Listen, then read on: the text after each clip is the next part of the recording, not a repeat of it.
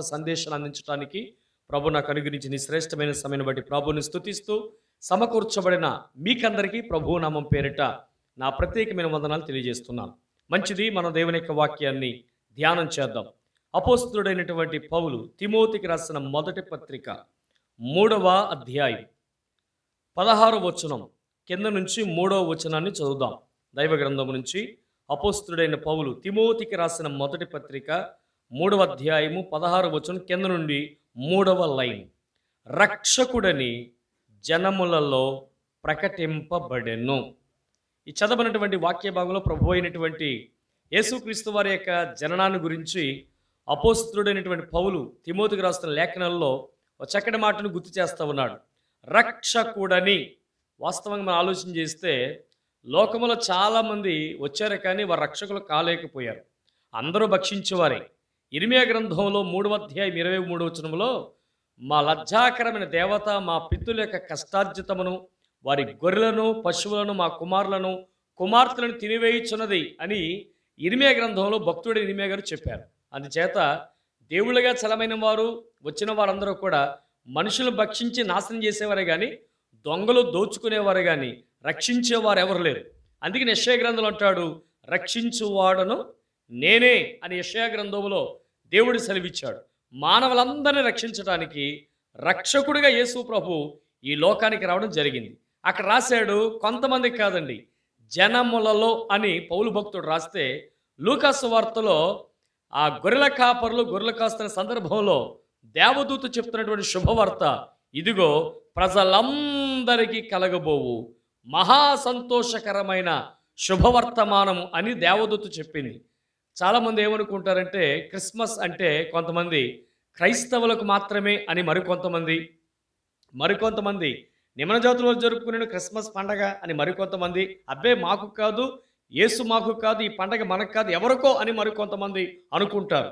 కానీ బైబిల్ చెప్తుంది క్రిస్మస్ పండుగ అనేది ప్రపంచవ్యాప్తంగా జరిగేటువంటి ఒక ఘనమైన పండుగ. పండుగ అంటే పండుగ కాదండి, క్రీస్తుని కలిగి ఉండటమే గొప్ప పండుగ అని అర్థం చేసుకోవాలి. అందుచేత ప్రజలందరికీ అన్నాడు. అంటే మొదటి ఆదాము మొదలు చివరి మనిషి వరకు కూడా ఈయన సరిపోయిన రక్షకుడు అని మనం గుర్తించాలి. ఈ రాత్రికాల సమయంలో ఆయన ఎటువంటి రక్షకుడో పరిశుద్ధ బైబిల్ గ్రంథము నుంచి ఆయన ఎటువంటి రక్షకుడు కొన్ని సత్యాలను ఈ రాత్రి మీ ముందుంచాలని పరిశుద్ధాత్మ ప్రేరేపణ చేత నేను ప్రేరేపించబడుతున్నాను. బైబిల్ గ్రంథం మనం ఆలోచన చేసినప్పుడు ఈయన ఎటువంటి రక్షకుడో, ఈ రక్షకుడు వేటిలోంచి మనం రక్షిస్తాడో, ఈ రక్షణ మనం సంపాదించుకోవాలంటే ఏమి చేయాలో కొన్ని విషయాలు ఈ రాత్రి మీతో పంచుకోవాలని పరిశుద్ధాత్మ ప్రేరేపణ చేత నేను ప్రేరేపించబడుతున్నా. దేవుని యొక్క వాక్యం మనం చూసినట్లయితే ఆయన ఎటువంటి రక్షకుడు, ఎవరికి రక్షకుడు అని ఆలోచన చేస్తే ఇదే మొదటి తిమోతి రాసిన పత్రిక 1వ అధ్యాయము 15వ వచనం చదవండి. దైవ గ్రంథం నుంచి మొదటి తిమోతికి రాసినటువంటి పత్రిక 1వ అధ్యాయము 15వ వచనం. పాపులను రక్షించుటకు క్రీస్తు యేసు లోకమునకు వచ్చెను. చాలండి. ఈ చదవన వాక్య భాగంలో దైవజనుడు పౌలు గారు చెప్తున్నారు, పాపులను రక్షించుటకు క్రీస్తు యేసు ఈ లోకమునకు వచ్చును. వాస్తవంగా చాలామంది ఏమనుకుంటారంటే మేము పాపులం కాదండి, మేము గొప్పవారమే, మేము పరిశుద్ధులం అనుకుంటారు. బైబిల్ చెప్తుంది రోమాపత్రికలో ఏ భేదము లేదు, అందరూ పాపము చేసి దేవుడు అనుగ్రహించే మహిమను కోల్పోయాడని దైవలేఖనం చెప్తుంది. అయితే యేసుక్రీస్తు వారి ద్వారా, ఆయన ద్వారా నీతి సమాధానం పరిశుద్ధతో పాటు మానవులకి పాపములకు ప్రాయశ్చిత్తం కలుగుతుంది. ఆ మధ్య ఒక ఆయన పాపం అనబోయి పేప అన్నాడు. నేను దేవునికి మహిమ కలుగును గాక అన్నాను. కారణం ఏంటంటే మనందరూ కూడా పాపపు పేపాలమే, మళ్ళీ ఏ నీతి లేదు. మేడి పండు చూడు మేలిమై ఉండు, పొట్ట విప్పు చూడు పురుగుళ్ళుండు, విశ్వధాభిరామ వినరవేమని వేమన శతకారు చెప్పినట్లుగా పైకి మంచివారుగా మనం కనబడచ్చు, నీతిమంతులు కనబడచ్చు. కానీ మనం చేసే పుణ్యకార్యాల వలన, మనం చేసే యజ్ఞాగతుల వల్ల మనం నీతిమంతులుగా తీర్చబడలా. మంచిది మనలో ఏమాత్రం లేదు.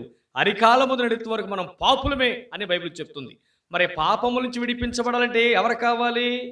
రక్షకుడు కావాలి.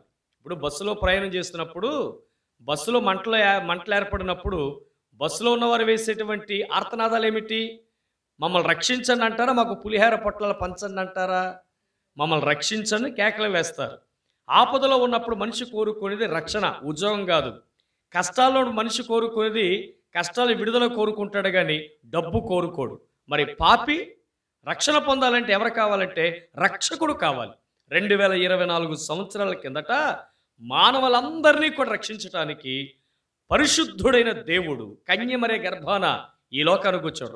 రావడమే ఆయన ఎలా వచ్చాడంటే రక్షకుడుగా వచ్చాడు. అందుకని పౌలు చెప్తున్నాడు, రక్షకుడని జనముల్లో ప్రకటించబడని పౌలు గారు చెప్తే దేవదూత చెప్తుంది, నేడు రక్షకుడు మీ కొరకు పుట్టి ఉన్నాడు. అంటే మీ కొరకంటే మన కొరకే కాదు, అందరి కొరకు, ప్రపంచములో ఉన్న ప్రతి వ్యక్తి కొరకు ఆయన రక్షకుడిగా ఈ లోకానికి అరుదించాడు. ఈనాడు చాలామంది పాపము నుంచి విడుదల పొందలేక పాపపు వ్యసనాలకు లోనై నశించిన స్థితిలో నరకాగ్ని గుండానికి వెళ్తున్న మానవులందరూ రక్షించడానికి యేసు ప్రభువారు ఈ లోకానికి రక్షకుడిగా వచ్చాడు. మీకు ఒక సందర్భాన్ని మీ ముందు తీసుకొస్తాను. లూకాసు వార్త 19వ అధ్యాయములో సుంకపు గుత్తదారుడైనటువంటి జక్కయ్య అనే వ్యక్తి మనకు కనబడతాడు. దయచేసి నా వైపు చూడండి. ఆ జక్కయ్య అనే అర్థం ఏంటంటే పవిత్రుడు అని అర్థం. పేరు గొప్పే కానీ అతని జీవితంలో పవిత్రత ఏమాత్రం లేదు. కారణం ఏంటంటే అతను ఇన్కమ్ ట్యాక్స్ ఆఫీసర్. అన్యాయంగా అడ్డగోలుగా సంపాదిస్తాడు. ఏం చేయడండి, 100 పక్కన ఇంకో 0 చుడతాడు. ఎంత అయింది? 100 పక్కన 0 చుడితే 1000 పక్కన ఇంకో 0 పెడతాడు. ఎంత అయిందండి? 10,000. 10,000 పక్కన ఇంకో 0 పెడతాడు. ఎంత అయింది? 1,00,000. ఇతడు పని ఏంటంటే 0 చుట్టడమే. మీకు అర్థమైపోయి ఉంటుంది. కోట్లు పడగలెత్తాడు కానీ అతని జీవితంలో సంతోషం, సమాధానం లేదు. ఒక రోజున యేసును చూడాలని కోరుకున్నాడు. జనులందరూ గుంపు కూడడం వల్ల చూడలేకపోయాడు. ఒక ఆలోచన కలిగింది. మేడి చెట్టు ఎక్కాడు. యేసు ఆ దారి గుండా వచ్చాడు. ప్రియులరా, ఇతడు ఏ స్థితిలో ఉన్న గుర్తించిన ఆ రక్షకుడు అక్కడ నేరుగా వచ్చి జక్కయ్య వైపు కన్నులెత్తి చూచి ప్రభు అన్నాడు, జక్కయ్య త్వరగా దిగుము, నేడు నీ ఇంట ఉండవలసి ఉన్నది అన్నాడు. బైబిల్ చెప్తుంది, తడువు చేయకుండా, ఆలస్యం చేయకుండా జక్కయ్య త్వరగా దిగి యేసును తన ఇంట చేర్చుకున్నాడు. యేసును తన ఇంట అంటే అర్థం ఏంటో తెలుసా? ముందు తన హృదయంలో చేర్చుకున్నారు. చాలామంది ఇటువంటి క్రిస్మస్ సంతోషకరమైన శుభదినాల్లో దైవజనులు తమ ఇంటికి పిలిపించుకుంటారు. బ్రదర్స్ మీరు వచ్చి ప్రార్థించండి కోరుకుంటారు. కానీ మేము రావటం వల్ల మీకు ఆశీర్వాదం మాత్రమే కాదు, రక్షకుడైన యేసు ప్రభు ముందుగా మీ హృదయంలోకి రావాలి. యేసయ్య మీ హృదయంలోకి ఎప్పుడైతే వస్తుందో ఆటోమేటిక్గా మీకు రక్షణ జీవితం వచ్చేస్తుంది. జక్కయ్య తన ఇంటికి యేసుని పిలుచుకున్నాడు. ముందు తన హృదయంలో ప్రభుని చేర్చుకున్నాడు. అతను గొప్ప రిపెంటెన్స్ వచ్చింది, గొప్ప మార్పు కలిగింది. నేను ఎవరి దగ్గర అన్యాయంగా ఏం తీసుకుంటే గనక మరలా నేను 4 వంతులుగా చెల్లించేస్తున్నాడు. ఉన్న పొట్టన అక్రమమైన వాటన్నిటిని విడిచిపెట్టేశాడు, వాటన్నిటిని పంచిపెట్టేశాడు. యేసును స్వీకరించాడు, యేసును అంగీకరించాడు. యేసు అన్నాడు, నేడు ఈ ఇంటికి రక్షణ వచ్చింది అంటూ పైవచనం రాశాడు. నశించిన దానిని వెదకి రక్షించుటకు మనుష్య కుమారుడు ఈ లోకములోనికి వచ్చాను. నువ్వెంత ఘోర పాపివైనా యేసునొద్దకు వస్తే నీకు రక్షణ కలుగుతుంది. నా ప్రియమైన దేవుని బిడలారా, ఈ కొండా పర్వ పరిసర ప్రాంత ప్రజలారా, బ్రదర్స్ అండ్ సిస్టర్స్, ఈ రాత్రికాల అసలు మీరు ఏ పాపపు ఊబులో ఉన్నా, ఏ నీచమైన స్థితిలో ఉన్నా, నశించిన స్థితిలో ఉన్నా, రోగాల చేత శపించబడిన స్థితిలో ఉన్నా, నా యేసునొద్దకు రాగలిగితే ఈ రక్షకుడు మీ పాపము నుంచి, మీ రోగము నుంచి, నశించిన స్థితుల నుంచి, ఆపద నుంచి, కష్టము నుంచి, దుర్మార్గత నుంచి, దుష్టత్వము నుంచి మిమ్మల్ని విడిపించటానికి ఆయన సమర్థుడు. మరి రక్షించాలంటే ఒక వ్యక్తి తన రక్తాన్ని ఏం చేయాలి? కార్చాలి. పాపాత్మం పాపకర్మ పాపాత్మం పాప సంభవం పాహ్యమం కృణం కృపయం గర్తవత్సల అన్నాడు ఒక ఆయన.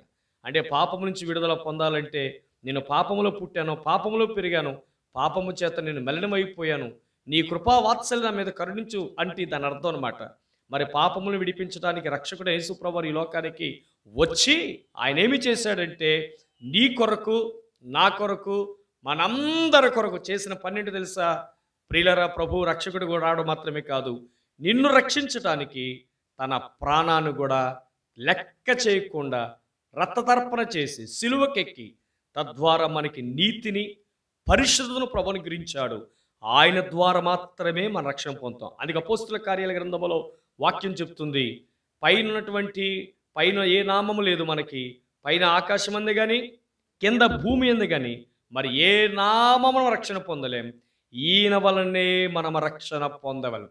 ఈయన అనగా రక్షకుడు, ఆ రక్షకుడే యేసు. యేసు అనగా రక్షకుడని అర్థం. క్రీస్తు అనగా అభిషక్తుడని అర్థం. అభిషక్తుడైన రక్షకుడైన క్రీస్తు ద్వారా మాత్రమే మనందరికీ కూడా రక్షణ కలుగుతుంది. కనుక ఈ రాత్రికాల సమయంలో ఈ రక్షకుడి ద్వారా మనకి రక్షణ కలుగుతుంది. నిత్య నరకాగ్ని గుణం తప్పించబడతాం. ఆయన ద్వారా మాత్రమే మనము సమాధాన స్థితిని పొందుతాం. అందుచేత ఈ రాత్రికాల సమయంలో ఎవరైనా ఇంకా యేసు ప్రభుని మీ సొంత రక్షకుడిగా అంగీకరించకపోతే, మీ హృదయంలో చేర్చుకోకపోతే, ఇప్పుడే ఉన్నపాటున ఉన్న చోటున మీ హృదయంలో ఆ రక్షకుని మీ హృదయంలో చేర్చుకుంటే, రక్షకుడు ఎక్కడో బెత్లెహేములో పుట్టడం కాదు, ఈ రాత్రి నీ హృదయంలోనే పుడతాడు. రక్షకుండు దయించి నాడట మన కొరకు పరమ రక్షకుండు దయించినాడట అని మనం పాడతాం. ఉదయించినాడట కాదు, నాలో ఉదయించినాడు. అదే క్రిస్మస్. నేటి దినాన క్రిస్మస్ పండగ పేరుతో చాలామంది సంతోషంగా హ్యాపీనెస్గా చక్కగా పాటలు పాడుతున్నారు, ఆరాధన చేస్తున్నారు. కానీ విచారకరమైన విషయం ఏంటంటే ఆ రక్షకుని హృదయంలో చేర్చుకోకపోవడం చాలా బాధాకరం. అందుచేత ఈ రాత్రికాల సమయంలో ఆ రక్షకుడు నిన్ను రక్షించడానికి తన పరలోక మహిమను విడిచిపెట్టి నీ కొరకు వచ్చాడు గనక ఆ రక్షకుని హృదయంలో కాస్త జానుడి స్థలం ఇవ్వగలిగితే ఆ రక్షకుడు నీలోకి వస్తాడు. ఎప్పుడైతే యేసయ్య నీ హృదయంలోకి వస్తాడో, యేసయ్య ఉన్నటువంటి స్థలంలోనికి దేవదూతలు వచ్చారు, వెలుగు అక్కడ ప్రకాశించింది, అక్కడ సమాధానం వచ్చింది, అక్కడ మహిమ వచ్చింది, అక్కడ స్తుతి వచ్చింది, అక్కడ ఆరాధన వచ్చింది, అక్కడ సంతోషం కలిగింది, అక్కడ సమాధానం కలిగింది. రక్షకుడు ఎక్కడైతే ఉంటాడో అక్కడ మహిమ ఉంటుంది. అందుచేత ఈ రాత్రికాల సమయంలో ఆయన ఏ రక్షకుడిగా వచ్చాడంటే పాపుల రక్షకుడిగా నీ కొరకు వచ్చాడు. ఈ రాత్రి ఆ పాపుల రక్షకుడిని క్రీస్తు ప్రభుని హృదయంలో చేర్చుకుంటే పాపులమైన మనం పావనులుగా మారిపోతాం. నీచమైన మనుషులు ఘనమైన మనుషులుగా మారిపోతారు. మనకు ఒక చేప ఒక పేరు ఉంటుంది కదా, ఎలస అని ఒక చేప ఉంటుందండి. దాని విలువ చాలా తక్కువ, దాన్ని ఎవరు లైక్ చేయరు. అదే ఇలస అనేటువంటి చేప వలస వెళ్ళిన తర్వాత అది ఎలా మారుతుందండి? పులసగా మారిపోతుంది. ఈ గోదావరి జిల్లాలో ఈ పులస చేప చాలా డిమాండ్. ఇంచుమించు కేజీ 1400 రూపాయలు చెప్తుంటారు. అంటే ఒకప్పుడు నీచమైనటువంటి ఇలస అనే చేప వలస వెళ్ళి పులసగా మారిపోయిన తర్వాత దాని రంగు మారిపోయింది, రుచి మారిపోయింది, నీచుకంపు పోయింది, దానికి విలువ వచ్చింది. అలాగే క్రీస్తు ప్రభుని హృదయంలో చేర్చుకుంటే నీలో నీచం, నీలోన పాపం, నీలోన దుర్మార్గం, నీలోన దుష్టత్వం, నీలోన వ్యభిచారం, నీలోన దొంగ బుద్ధి, నీలోనటువంటి చెడు మార్గాలు విడిచిపెడతావు. నిన్ను పరిశుద్ధపరుస్తాడు, పులసగా మారిపోతావు, అనగా పరిశుద్ధుడిగా మారిపోతావు. అందుకే నీ రాత్రికాల సమయంలో ఆ పరిశుద్ధుడైన యేసును కలిగి ఉంటే నీవు కూడా పరిశుద్ధుడవుతావు. ఏబి మసలమనయ్య గారు ఒక పాట రాశారు. యేసు ఉన్న స్థలము బెత్లెహేము కావచ్చు, పశుల పాక కావచ్చు, కానీ అది పరలోక సౌధమే అన్నాడు. అందుచేత ఆ రక్షకుడే నీలో ఉంటే నీవే ఒక పరలోక సౌధంగా మారిపోతావు. అందుచేత ఈ రాత్రికాల సమయంలో ఆ రక్షకుని స్వీకరించి ఆ రక్షకుని చేర్చుకొని రక్షణ పొందితే ఈ రక్షణ నువ్వు కూడా పొందుకుంటావు.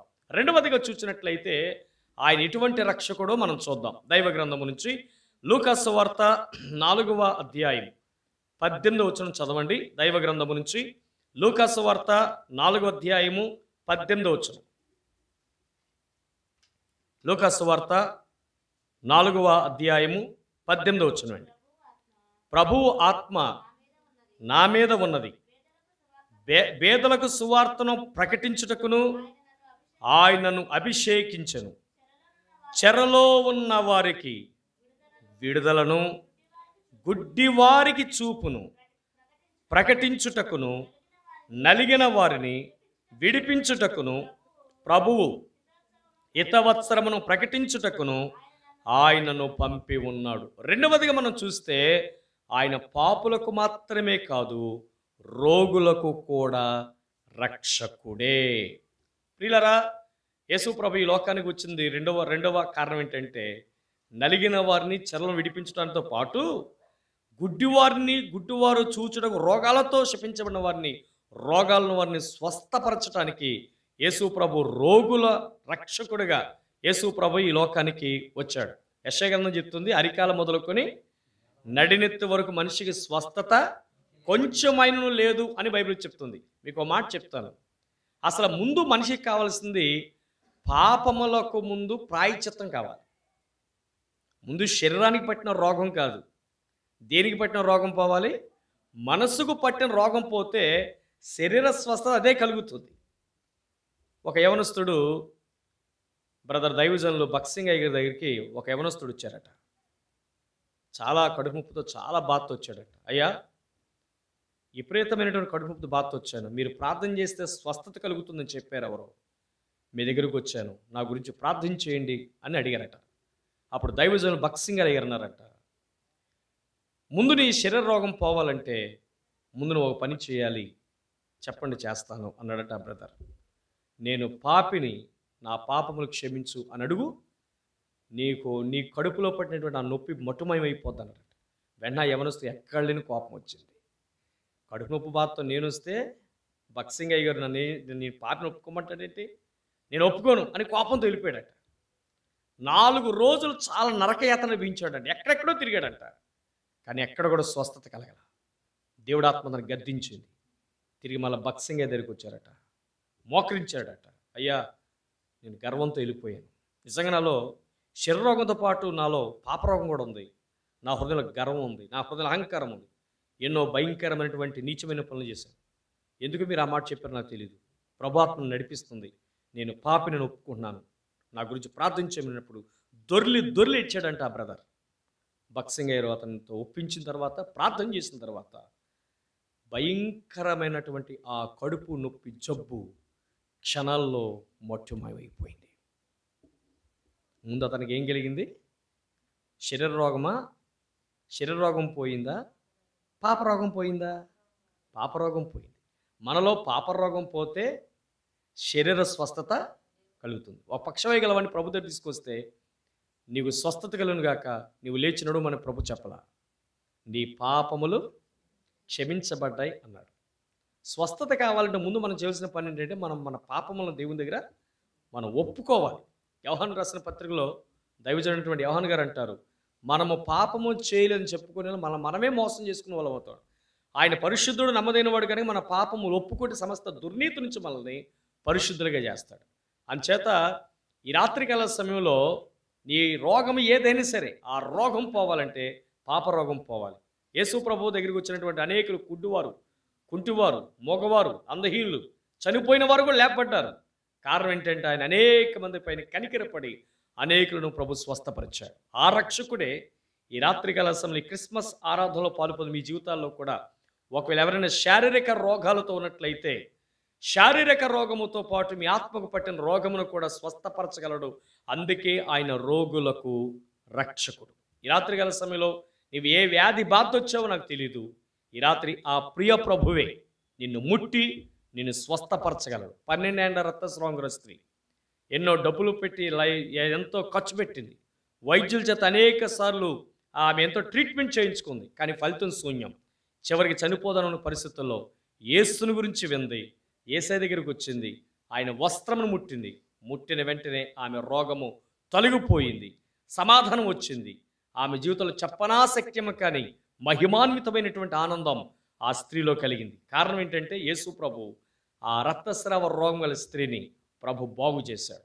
ఈ క్రిస్మస్ శుభదినమందు ఒకవేళ ఎవరైనా బలహీనతలతో, అనారోగ్యాలతో, వ్యాధి బాధ సమస్యలతో వచ్చినట్లయితే ఈ రాత్రికాల సమయంలో నా ప్రభువు మిమ్మల్ని స్వస్థపరుస్తున్నాడు. ఆయన రోగుల రక్షకుడు.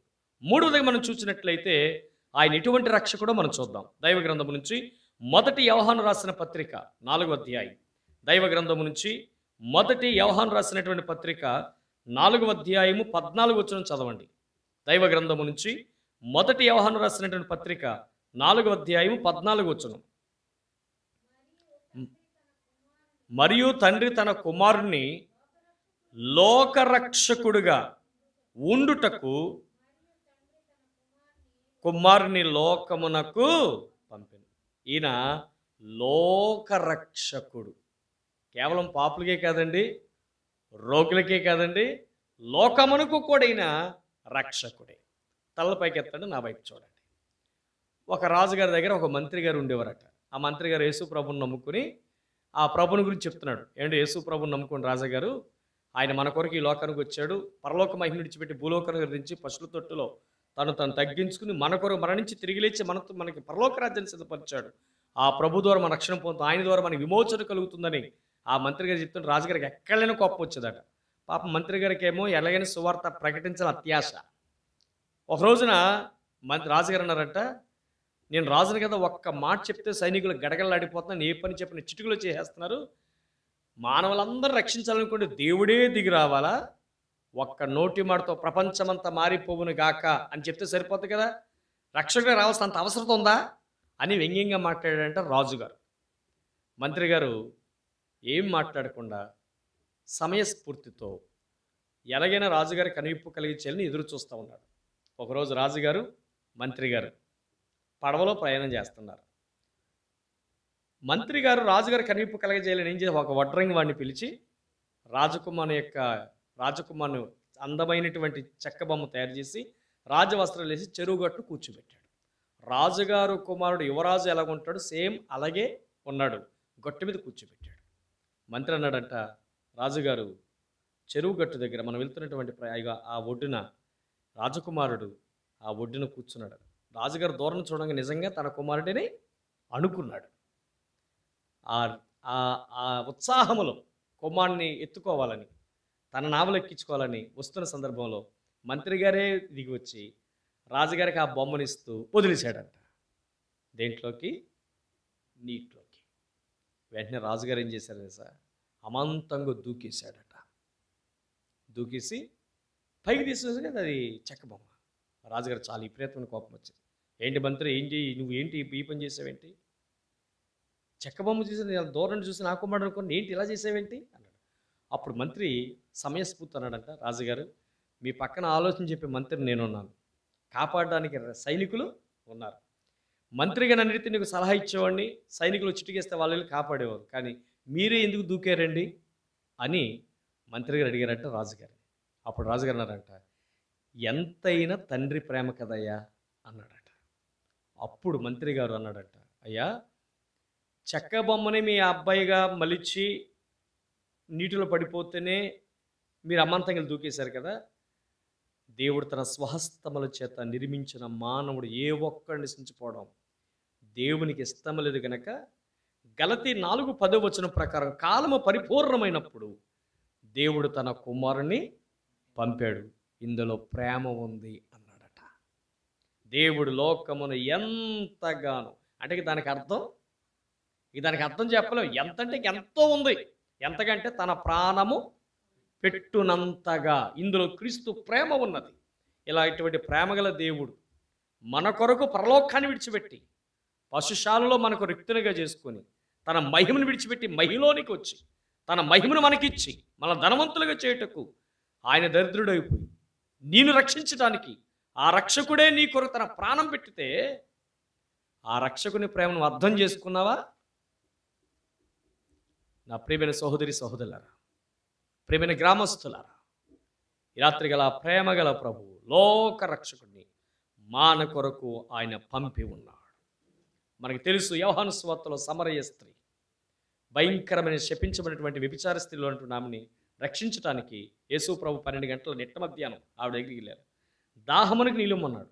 ఆ మంది కదా, సమరయులు మీరు యూదులైన మీరు సమరయులు దాహం కడరు కదా, ఎందుకు నీళ్ళు అడుగుతున్నావు? అమ్మా, అసలు నిన్ను అడిగే వాళ్ళు ఎవరో నీకు తెలిస్తే నువ్వే ఆయన్ని అడుగుతావు, ఆయనకి ఏమిస్తాడు? జీవజలం ఇస్తాడు. యాకోబు కంటే గొప్పవాడువా? ప్రభు అన్నాడు, యాకోబు ఇచ్చినటువంటి నీళ్లు నువ్వు తాగితే మళ్ళీ దెప్పుకుంటావు, కానీ నేను ఇచ్చిన నీళ్ళు తాగితే ఎన్నడూ దెప్పుకోను అంది. యేసు ప్రభు దగ్గర ఆ స్త్రీ అంది, అయితే ఆ నీళ్ళు నాకు ఇచ్చేయాలి. ప్రభు అన్నాడు, సరే ఆ నీళ్ళు ఇస్తాను, కానీ ముందు నీ పెనిమిటిని తీసుకునిరా అన్నాడు. ఆమె జీవితంలో ఉన్నటువంటి చీకటంతా ఒక్కసారి తన కళ్ళ ముందుకు వచ్చింది. ఆవిడంది, నాకు పెనిమిటి లేడు అంది. ప్రభు అన్నాడు, నిజమే, నువ్వు చెప్పిన మాట వాస్తవమే, కానీ నీకు 5 పెనిమిట్లు ఉన్నారు, కానీ ఇప్పుడున్నవాడు నీవాడు కాదు అని చెప్పాడు. అంతే, పాషాణ హృదయం అయిపోయిందంటే బత్త అయిపోయింది. ఈయన ప్రవక్త అంది. తర్వాత ఆలోచనలోకి వెళ్ళింది. నా ఆలోచన, నా స్థితిగతులు మార్చగలిగినటువంటి ఈయన ఎవరో మామూలు వ్యక్తి కాదు, ఈయన మెస్సయ్యని గ్రహించింది. ఒడివడిగా ఊరిలోనికి వెళ్ళిపోయింది. సమరయులకి యేసుని గురించి పరిచయం చేసింది. వాక్యం చెప్తుంది, వారందరూ కూడా యేసు ప్రభు దగ్గరికి వచ్చి ఈమెను గురించి చెప్తున్నారు. ఈమె ఎటువంటిదో మాకు తెలుసు, ఈమె మాటలు బట్టి కాక ఇప్పుడు మేము కల్లారా చూసాం, నువ్వు పాపులకి రక్షకుడు కాదు, రోగులకి మాత్రమే రక్షకుడు కాదు, లోకమంతటి కూడా రక్షకుడని వారి నోటితో వారే ఒప్పుకున్నారు. యోహాను సువార్త చూడండి, యోహాను సువార్త దైవ గ్రంథము నుంచి యోహాను సువార్త 4:42 చదవండి. యోహాను సువార్త 4:42. మా మట్టుకు మేము విని ఈయన నిజముగా లోక రక్షకుడని తెలుసుకొని నమ్ముచున్నాము. నమ్ముకోవడమే కాదు, అందరూ యేసు ప్రభువుని విశ్వాసం ఉంచినట్లుగా దైవ గ్రంథం చెబుతుంది. మీకు ఒక మాట చెప్తాను. ఒక వ్యక్తి మార్పు చెందిన తర్వాత సత్ప్రవర్తన కలిగిన క్రైస్తవుడిగా మార్చబడితే ఆ వ్యక్తి ద్వారా అనేకులు ప్రభు దగ్గరికి వస్తారు. ఈనాడు విచారకరమైన విషయం ఏంటంటే, చాలామంది రక్షించబడుతున్నారు కానీ ఈయన లోకరక్షకుడని అనేకులకు చూపించలేకపోతున్నారు. పరిశుద్ధుడని సెయింట్ ఫ్రాన్సిస్ గారు ఒక రోజున తన క్రైస్తవ మఠంలోని యవనస్తులు తీసుకుని ఒక ప్రాంతం గుండా వెళ్ళారట. ఎవరికి కరపత్ర పంచలో, ఎవరికి సువార్త నేరుగా ఇంటికి వచ్చేసారట. ఒక యవనస్తుడు ఉన్నాడంట, అయ్యా ఈరోజు మనం ఎవరికి సువార్తను ప్రకటించలేదు, ఎవరికి బైబిల్స్ పంచలేదు, మన కరపత్రిక పంచలేదు, ఎవరికి ప్రసంగం కూడా చెప్పలేదు అన్నారట. అప్పుడు సెయింట్ ఫ్రాన్సిస్ గారు అన్నారట, లేదు మనం సువార్త ప్రకటించాం అన్నారు. లేదని మీరు పొరపాడుతున్నారండి, ఎవ్వరికి కూడా మనం సువార్తను ప్రకటించలేదు అన్నారట. అప్పుడు సెయింట్ ఫ్రాన్సిస్ గారు అన్నారంట, మనం నడుస్తూ ఉన్నప్పుడే అనేకులు లోకరక్షకుడైన ప్రభువును చూచారు. మార్పు చెందిన మన జీవితమే గొప్ప ప్రసంగం. అనేకులు మనల్లో రక్షకుని చూచారు అన్నారట. అర్థమవుతుంది కదా? మన జీవితాల్లో కూడా క్రీస్తును అంగీకరించినటువంటి మనం మారిన మన సాక్ష్యాన్ని బట్టి, మన ప్రవర్తన బట్టి, మన క్రియలు బట్టి అనేకులు ప్రభు దగ్గరికి వస్తారు. నిన్ను బట్టి అనేకులు రక్షణ నడిపిస్తారు. అదే నిజమైన క్రిస్మస్. ఈ రాత్రికాల సమయంలో సమరయ స్త్రీలాగా నువ్వు కూడా ప్రభుని చూపించాలని ప్రభు పేరట నేను మనవి చేస్తూ ఉన్నాను. ఒకటి, ఆయన పాపుల రక్షకుడు. రెండవదిగా ఆయన రోగులకు రక్షకుడు. మూడవదిగా ఆయన లోకరక్షకుడు. అంత మాత్రమే కాదు, ఆయన ఎటువంటి రక్షకుడో, ఎవరికి రక్షకుడు చూద్దాం. తీతు పత్రిక 1వ అధ్యాయం ఒకసారి బైబిల్ తెరిచి చూద్దాం. దైవ గ్రంథం నుంచి తీతుకు రాసినటువంటి పత్రిక, అపోస్తలుడైన పౌలు తీతుకు రాసిన మొదటి పత్రిక 1వ అధ్యాయము 4వ వచనం కింద నుంచి ఆరో లైన్ చదవండి. కింద నుంచి ఆరో వచనం. మన రక్షకుడు కనబడిందా? చదవండి. మన రక్షకుడైన దేవుని ఆజ్ఞ ప్రకారం. చాలండి. తీతుకు రాసిన పత్రికలో పౌలు గారు చెప్తున్నాడు, మన రక్షకుడు అంటాడు. మిమ్మల్ని కూడా ఒక ప్రశ్న అడుగుతున్నాను, ఇంతకీ రక్షకుడు నీ రక్షకుడేనా? ఒక సెల్ ఫోన్ ఉందనుకోండి, దీని వెల 10,000 రూపాయలు. సెల్ ఫోన్ చూసినంత మాత్రాన, షాప్కి వెళ్ళినంత మాత్రాన నీ సెల్ ఫోన్ మంది అవుతుందా? అవదు. మరి ఎప్పుడవుతుంది మంది? ఆ ధర, ఆ వెల మనం చెల్లిస్తే ఆ సెల్ ఫోన్ మందవుతుంది. చాలామంది కూడా రక్షకుడు అని ఒప్పుకుంటారు, కానీ నా రక్షకుడు అని ఎంతమంది చెప్పగలరు? పౌలు అన్నాడు మన రక్షకుడు అంటున్నాడు. చాలా గొప్ప సంగతి. మరి ఈయన అందరికీ రక్షకుడుగా అనుకుంటారు కొంతమంది, కానీ నేను అంటాను వ్యక్తిగతంగా, ఆయన నీ రక్షకుడైనా. మీకు సందిగ్ధం ఏంటి, యేసు నా రక్షకుడు వల్ల మరి నేనేం చేయాలండి? ఏం చేయక్కర్లా. యోహాను 1:12 ప్రకారం తను ఎందరు అంగీకరించుతారో, అనగా ఆయన నామందు విశ్వాసం ఉంచిన వారందరికీ దేవుని కుమారులగునట్లు అనుగ్రహించబడ్డాడు. అనుగ్రహించబడిన ప్రభువే రక్షకుడు అని అర్థం ఏంటి? ఆయన అంగీకరించాలి. అది రెండవది, నీ హృదయంలో ప్రభుని చేర్చుకోవాలి. ప్రకటన 3:27 ప్రచారం ప్రకారం హృదయం అనే తలుపునది యేసు నిలిచి తట్టుచున్నాడు. నీ హృదయపు తలుపులు తెరిచి యేసుకు నీ హృదయములో కోరుకోవాలి. అంత మాత్రమే కాదు, రోమాపత్రిక 10వ అధ్యాయం 10వ వచనం ప్రకారం నీ నోటితో ఒప్పుకోవాలి. చెప్పండి, ఏమని ఒప్పుకోవాలి? యేసే నా రక్షకుడు అని చెప్పాలి. ఆ రక్షకుడు నీ రక్షకుడు అవ్వాలంటే నేను మనం చేయాల్సిన పని, ఒకటి, ఆయన అంగీకరించాలి. 2, నీ హృదయంలో ప్రభుకి చోటు ఇవ్వాలి. అంత మాత్రమే కాదు, యేసే నా రక్షకుడు, నా పాపముల కొరకు యేసు శిలువలో మరణించి సమాధి చేయబడి తిరిగి లేచి నా కొరకు రాజ్యం సిద్ధపరిచిన విమోచించినటువంటి వాడు ఆయనే అని అంగీకరించి నీ హృదయం నీ నోటితో ఒప్పుకోవాలి. ఆయన ఆరాధన చేయాలి. ఆరాధన అంటే డ్యాన్సులు కాదు, డ్రమ్ములు వాయించడం కాదు. ఆరాధన అంటే అర్థం ఏంటంటే ప్రభువు నీ కొరకు ఏం చేశాడు, ఆయన రక్షణ కార్యాన్ని మనసును తలంచుకుని నాకు ఇచ్చిన ఈ గొప్ప రక్షణ కొరకే నీకు స్తోత్రం అంటూ దేవుని హృదయపూర్వకంగా స్తుతి ఆరాధన చేసినప్పుడు ఆ రక్షకుడు నీలో ఉంటాడు. బైబిల్ చెప్తుంది మరొక మాట, రక్షణ కోరు వారికి నేను రక్షణ కలగజేస్తున్నాడు. కోరుకోవాలి ఈ రాత్రి. కొంతమంది క్రిస్మస్ అంటే కొత్త బట్టలు, కేక్ కట్ చేయడం, క్యాండిల్ లైట్ సర్వీస్ కార్యక్రమం, క్యారల్స్ కార్యక్రమం, ఇవి మాత్రమే క్రిస్మస్ అనుకుంటున్నారు. క్రిస్మస్ అది కాదు, రక్షకుని కోరుకోవడంలో ఉంది అసలైన క్రిస్మస్. కొంతమంది రక్షకుని విడిచిపెట్టేస్తున్నారు, క్రిస్మస్ పేరిట ఆడంబరాలు చేస్తూ ఉన్నారు. అందుకని బైబిల్ చెప్తుంది రక్షణ కోరు వారికి నేను రక్షణ. ఈ రాత్రి గల ఇంకెవరైనా రక్షణ పొందకపోతే ఆలస్యం చేయకుండా, నిర్లక్ష్యం చేయకుండా, ఇదే అనుకూలమైన సమయం, ఇదే రక్షణ దినము కనుక నేడే నీ హృదయపు ద్వారములు తెరిచి ప్రభుకు చోటు ఇవ్వగలిగితే ఆ రక్షకుడు నీలో పుడతాడు. సత్రములో స్థలము లేక ఆయనను పశువుల తొట్టిలో పరుండబెట్టారు. సత్రపు యజమానుని ప్రభుకు చోటు ఇవ్వలేకపోయాడు. ఈ రాత్రి నేను అడుగుతున్నాను, డియర్ బ్రదర్స్ అండ్ సిస్టర్స్, ఈ రాత్రి మీ హృదయంలో ప్రభు చోటిస్తారా?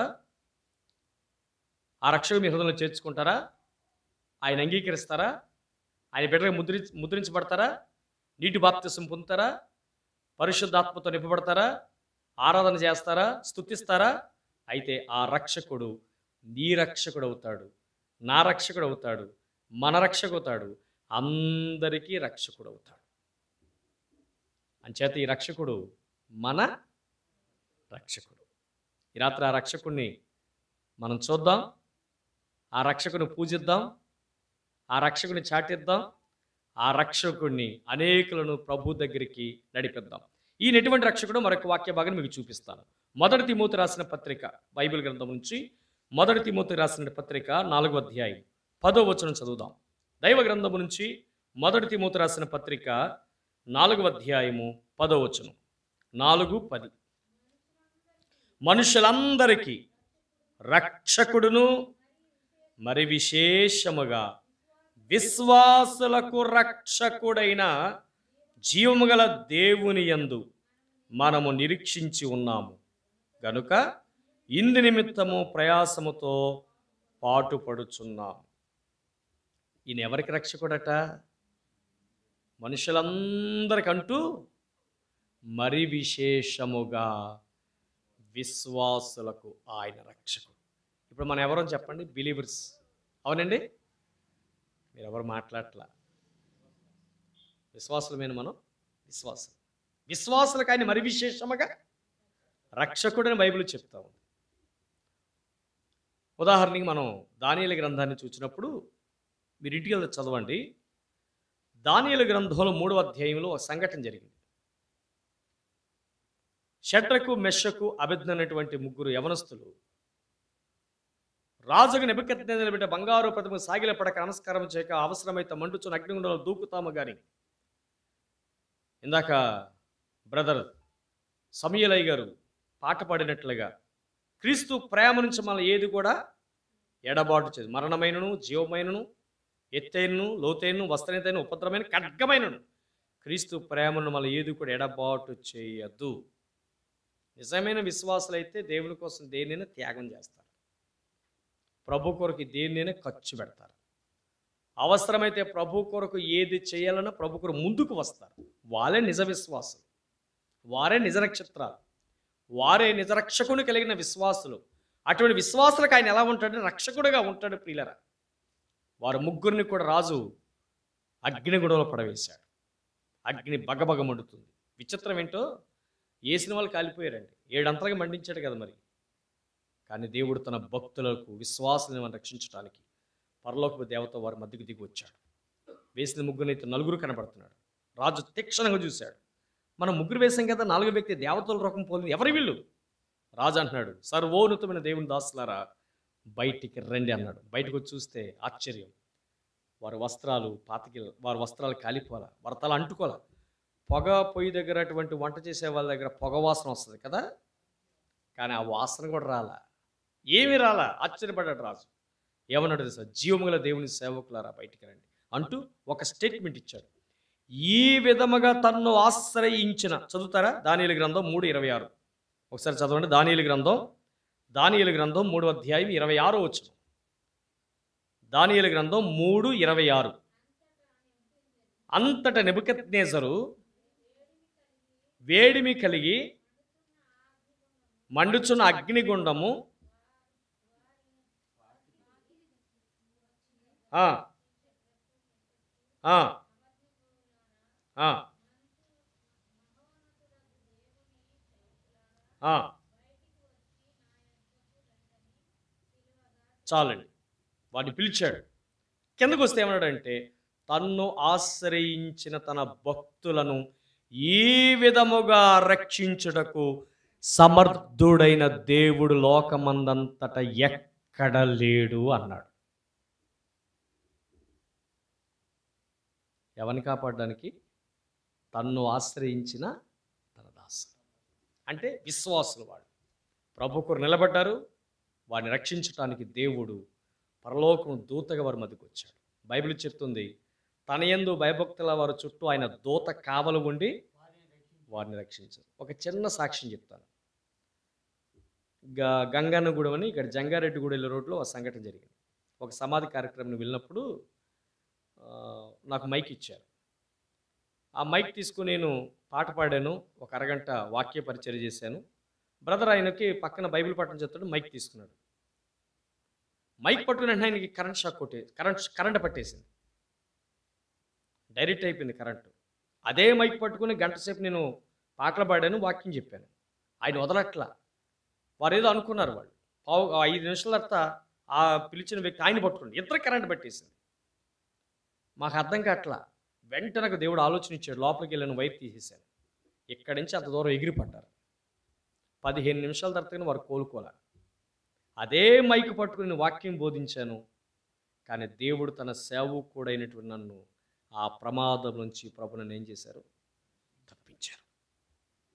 ఈయనే రక్షకుడు. విశ్వాసులకి అంత రక్షకుడు. మరి ఆయన సేవకులు మరి మాకు మరి విశేషముగా మాకు కూడా రక్షకుడైన దేవుని స్తోత్రం కలుగాక. ఎన్ని ప్రయాణాలు చేస్తామండి. సువార్త పరిచయలో ఎక్కడికి వెళ్తామో తెలియదు, ఎప్పుడు ఏ టైంకి వస్తామో తెలియదు, ఎక్కడ పడుకుంటామో తెలియదు. నేను యవన కాలంలో దేవుని పరిచయంలో ఉన్నప్పుడు నేను మోకరించి ప్రార్థన చేస్తున్న నా సాప కింద త్రాసుపాము ఎప్పుడూ ఆ సాప కింద ఉంది. నేను ఒక చోట వాక్య పరిచయం చేసి తాటేక మందిరం పాక వైఎస్ఆర్ కాలనీలో సరిగ్గా అక్కడ ప్రార్థన ముగించుకొని వచ్చాను. రావడం మోకరించాను. నా మోకాలు దేని మీద పడ్డాయి తెలుసండి? ఆ పాము తల మీద పడ్డాయి. నుజ్జు అయిపోయింది. అదే సాప మీద పడుకున్నా. పొద్దున్నే చూసి సాప మందిరం తుడుతున్నా. 6 అడుగుల తాసుపాము చచ్చి ఊరుకుంది. ప్రభు నన్ను ఏం చేశారు? ఇప్పుడు చెప్పండి, ఈయన ఏ రక్షకుడు? చెప్పాలి మీరు. విశ్వాసులకే ఆయన సేవకుడైనటువంటి నాకు రక్షకుడు ఇచ్చాడు. అందుకని యెషయా గ్రంథంలో ఏమన్నాడు? మిమ్మల్ని ముట్టినవాడు నా కనుగుడ్డును ముట్టినవాడు. కాబట్టి నా దేవుని బిడ్డలారా, నా ప్రియమైన సహోదరులారా, ఆ రక్షకుడే మీకు రక్షకుడుగా ఉండి మిమ్మల్ని కాపాడువాడు. ఇశ్రాయేలును కాపాడువాడు, కునుకడు, నిద్రపోడు. ఇది మొదలుకొని మీ రాకపోకలందు యెహోవా మీకు తోడే ఉండు. అంచేత ఈయన విశ్వాసులకు రక్షకుడు. ఈయన ఎటువంటి రక్షకుడు మరొక వాక్య భాగం మీకు చూపిస్తాను. యోహాను సువార్త 3వ అధ్యాయము 16వ వచనం. దైవ గ్రంథం నుంచి యోహాను సువార్త 3వ అధ్యాయము 16వ వచనం. నేను ముగింపులోకి వస్తున్నాను. దైవ గ్రంథం నుంచి యోహాను సువార్త 3:16 అండి. దేవుడు లోకమును ఎంతగానో ప్రేమించెను కాగా తన అద్వితీయ కుమారునిగా పుట్టిన వారి యందు విశ్వాసముంచిన వాడు నశింపక నిత్య జీవం పొందినట్లు ఆయన అనుగ్రహించాడు. ఈయన ఏ రక్షకుడు అంటే నిత్య రక్షకుడు. అందరూ చెప్పండి. మానవుడు భూలోకంలో బ్రతికే సంవత్సరాలు ఎంత? 70, అతికి బలం ఉంటే 80. 80, 60 ఎవరు బతుకుతారండి? 40, 50లో ముందులో ఏమైపోతున్నారు? చాలామంది హార్ట్ అటాక్ వచ్చి, కరోనా వచ్చి కొన్ని లక్షల మంది చనిపోయారు. మనిషి ఆయువు ఎంత అండి భూమి మీద? అల్పమైంది. ఈ భూలోకం ఇది శాశ్వతం కాదు. అసలు మరణానంతరం అసలు సిసలైన జీవితం ఉంది. మనిషి అనుకుంటున్నాడు భూలోకంలో బతికి జీవితమే జీవితం అనుకుంటున్నారు. బైబిల్ చెప్తుంది 2 మరణాలు ఉన్నాయి. ఒకటి శారీరక మరణం, రెండవది నిత్య మరణం. ఈ నిత్య మరణంలోకి వెళ్ళిపోయింది ఎవరు తెలుసా? పిరికివారును, నరహంతకులను, వ్యభిచారులను, అబద్ధీకులు, మోసం చేసేవారు, కుక్కలు, మాంత్రికులు, దేవుని ఎరగిన వారు, క్రీస్తు రక్తంలో కడగబడిన వారందరూ కూడా బగబగ మండుచున్న అగ్నిగుండంలో పాలుపోతుంది. ఇది 2వ మరణం అని బైబిల్ చెప్తుంది. మరి 2వ మరణం తప్పించడానికి మనిషి ఎన్ని యాగాలు చేసినా, యోగాలు చేసినా, దాన ధర్మాలు చేసినా ఆ వ్యక్తి పరలోకానికి వెళ్ళాడు. మరి పరలోకానికి వెళ్ళాలంటే మార్గం ఎవరు? యేసు ప్రభు చెప్పాడు, నేనే మార్గం, నేనే సత్యం, నేనే జీవం, నా ద్వారా తప్ప ఎవడు తండ్రి యొద్దకు వచ్చారు. ఆ భయంకరమైన నరకాగ్ని తప్పించడానికే, ఆ ఉగ్రతను తప్పించడానికి రోమాపత్రికలో రాయబడినట్లుగా ఆయన ద్వారా మరింత నిత్యముగా ఉగ్రతను రక్షించబడదని బైబిల్ చెప్తుంది కనుక ఆయన ఆ ఉగ్రతను తప్పించడానికి ఆయన నీ కొరకు నా కొరకు సిలువలో తన ప్రాణము పెట్టి మన విమోచించడం ద్వారా, క్రీస్తు రక్తములో కడగబడుట ద్వారా మనము నిత్య నరకాగ్నిగుండం తప్పించబడి నిత్య మోక్షమునకు మనం వెళ్తాం. అదే పరలోకం, అదే సూరలోకం, పరిశుద్ధులు నివసించే పరిశుద్ధ పట్టణం. ప్రకటనలో రాయబడినట్లుగా నూతనమైన యెరూషలేము పట్టణం అని దైవగ్రంథం చెప్తా ఉంది. అందుచేత ఈ లోకమైనటువంటి పాపభూయిష్టమైన ఈ లోకం మీద మనసుంచక నిత్య జీవాన్ని పొందాలంటే మనం చేయవలసిన పని ఆ నిత్య రక్షకుడిని హృదయంలో చేర్చుకుంటే నీవు కూడా రక్షించబడతారు. ప్రియులారా, ఈ రాత్రి గల సమయంలో మనకి ఆ రక్షణ ఇవ్వటానికే జన్మించిన వాడు చివరికి నీ కొరకు తన ప్రాణాన్ని కూడా పెట్టేశాడు. మీకు ఒక చిన్న ఉపమానం చెప్తాను. ఆస్ట్రేలియా దేశంలో ఒక క్రూరమైన పక్షి ఉంటుందట. అది గొర్రెలు ఆదమరిచిన పరిస్థితుల్లో దాన్ని పొడిచి చంపేసి అలా తీసుకువెళ్ళిపోయి కొండ మీద పెట్టి తింటుంది. అటువంటి క్రూరమైన పక్షి. ఓ రోజు గొర్రెల కాపర్లు ఆదమరిచిన పరిస్థితుల్లో ఒక పిల్ల గొర్రెను చూసింది. అమాంతం దాన్ని వాలబోయింది. వెంటనే తల్లి గొర్రె ఏం చేసిందంటే దాని కడుపులోకి తీసుకుంది. అది ఊరుకుంటుందా? అది మీదకి ఎక్కి వీపుని పొడుస్తుంది. రక్తం బడబడ బడబడ కారిపోతుందట. అయినా ఆ తల్లి గొర్రె మాత్రం ఆలోచించట్లా. ఇంకొంచెం లోపల పొడుచుకుంటుంది. అది ముందుకు వచ్చి తల మీద పొడుస్తుంది. ఇక లాభం లేదనుకున్నటువంటి ఆ క్రూరమైన పక్షి తన పొడవాటి ముక్కుతో తల్లి గొర్రె కళ్ళలో పూడ్చి రక్తమంతా పీల్చేసి చివరికి ఆ తల్లి గొర్రె చనిపోయింది. అయినా తన బిడ్డను వదులుకోవాలి. రైతులు ఆ స్థలంకి వచ్చేసరికి అది క్రూరమైన పక్షి ఎగిరి వెళ్ళిపోయింది. వాళ్ళు అనుకున్నారు ఇక తల్లి గొర్రె చచ్చిపోయింది, పిల్లగొర్రె కూడా చనిపోయి ఉంటుందని చెప్పి దాన్ని పక్కకి నెట్టినప్పుడు దాని కడుపులో ఉన్నటువంటి ఆ గొర్రె పిల్ల నేను చిన్న గొర్రె పిల్లంటూ తల్లి కడుపులోంచి బయటకు వచ్చింది. ఇక్కడ తల్లి గొర్రె మన ప్రభువు అయిన యేసుక్రీస్తు వారు. ఆ పిల్ల గొర్రె అదేనండి. మనం దారి తప్పిపోయాం కదా. దారి తప్పిన మనల్ని దారిలోని తీసుకురావడానికి, నిత్యాగ్ని తప్పించడానికి కల్వరి శిలువలో నీ కొరకు నా కొరకు బలిదానం చేసి మన శిక్ష అంతా భరించి మనకు నిత్య జీవమును అనుగ్రహించాడు. అదే కృపావరం. రోమపత్రిక అదే చెప్తుంది. యేసుక్రీస్తునందు మనకి నిత్య జీవం, కృపావరం అన్నాడు. కనుక ఈ రాత్రి గల సమయంలో నీ కొరకు ఎంత యాగము చేసిన ఆ ప్రియ ప్రభువుని నీ హృదయంలో చేర్చుకుంటే నీవు కూడా నిత్యరాజ్యానికి వెళ్తాడు. కనుక యేసు ప్రభు మనకి నిత్యమైనటువంటి రక్షకుడిగా ఈ లోకానికి అర్థించాడు. ఆ నిత్య రక్షకుడిని మీ హృదయంలో చేర్చుకోండి.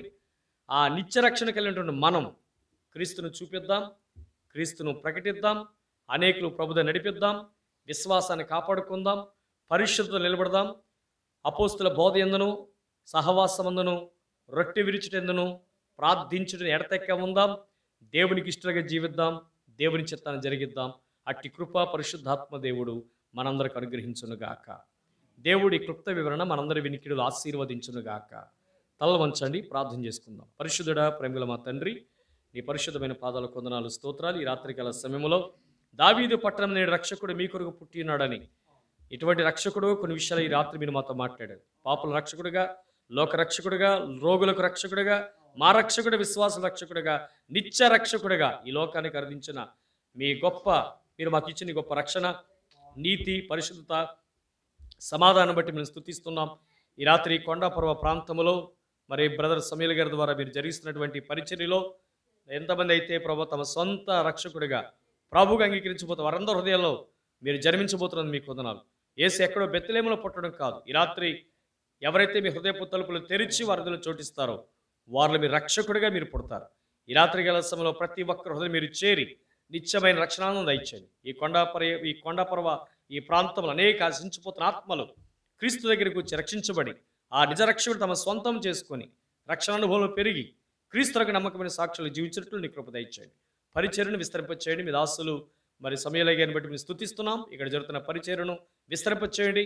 ఈ సువార్త ఎంతమంది తిన్న వారందరి హృదయాల్లో నిజమైన క్రిస్మస్ ఆనందాలతో ప్రతి ఒక్క నింపండి. సర్వోన్నతమైన స్థలంలో దేవునికి మహిమయు ఆయనకి ఇష్టమైన మనుషులు భూమి మీద సమాధానము కలుగునుగా కానీ సెలవిచ్చినట్లుగా ప్రజలందరికీ సమాధానమును, ఆశీర్వాదమును, రక్షణ జీవితాన్ని, మారు మనస్సును అందరికీ దయచేసి వారు మొన్నెత్తర వెలిగింపచేయి క్రీస్తు సాక్షి వారు జీవించినట్లుగా నీ సువార్త ప్రకాశము ద్వారా వారి హృదయముల చీకటి పాపాంధకరం తొలగించి క్రిస్మస్ వెలుగులతో నింపి నీ సాక్షులుగా వారిని స్థిరపరిచి నడిపించమని ఈ రాత్రి విత్తబడిన క్రిస్మస్ సువార్త సందేశం అందరి హృదయాలు ఫలింపచేసి మీ నామమునకు మహిమ తెచ్చుకోమని యేసు ఉన్నత నామమున ప్రార్థన చేసి అడిగి వేడుకొనుచున్నాము తండ్రి.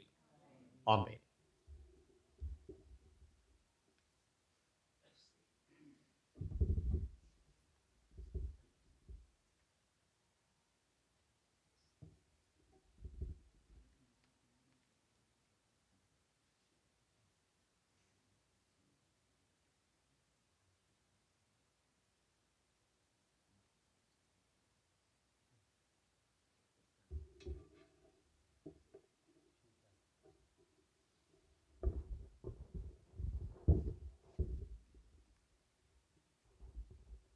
ప్రార్థన చేసుకుందాం.